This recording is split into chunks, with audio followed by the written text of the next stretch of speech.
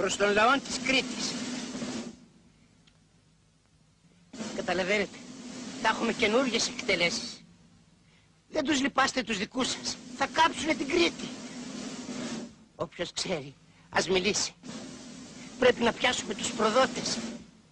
Μας αγαπάνε οι Γερμανοί. Σαν φίλοι ήρθανε. Όποιος ξέρει, ας μιλήσει. Εμπρός λοιπόν. Let us give some clear talk. Angela Merkel and German people are great friends of Greece. They have given us the last 3 years more than 60 billion euros. I don't know anybody else who have given us more money. Μας αγαπάνε οι Γερμανοί. Σαν φίλοι ήρθανε. Όποιος ξέρει, ας μιλήσει. Χαιρετίζουμε την άφιξη του Πρωθυπουργού στον πραγματικό κόσμο. Τώρα πρέπει να πείσει βέβαια και τις συνιστώσεις και τους ΑΝΕΛ ότι οι Γερμανοί δεν είναι εχθροί μας. Και αφού το καταλήξουν και αυτό, να στρωθούν μετά στη δουλειά.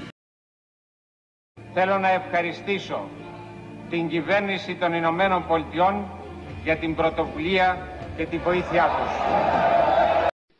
We need global governance, global financial governance, and we need it fast.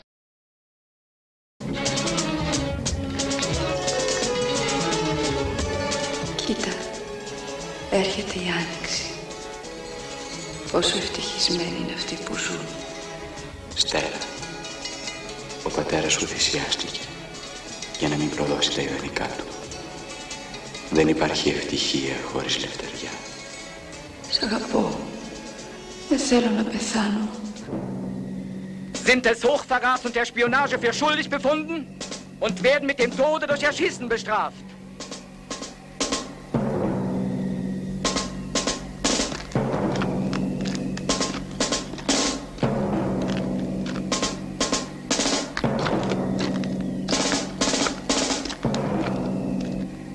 Geht in Stellung! Ab!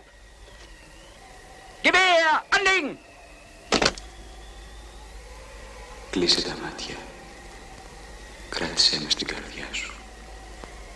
Ήθελα να ζήσω. Να ζήσω. Έλληνες! Ζήστε ελεύθερα! Ζήτω η Ελλάδα!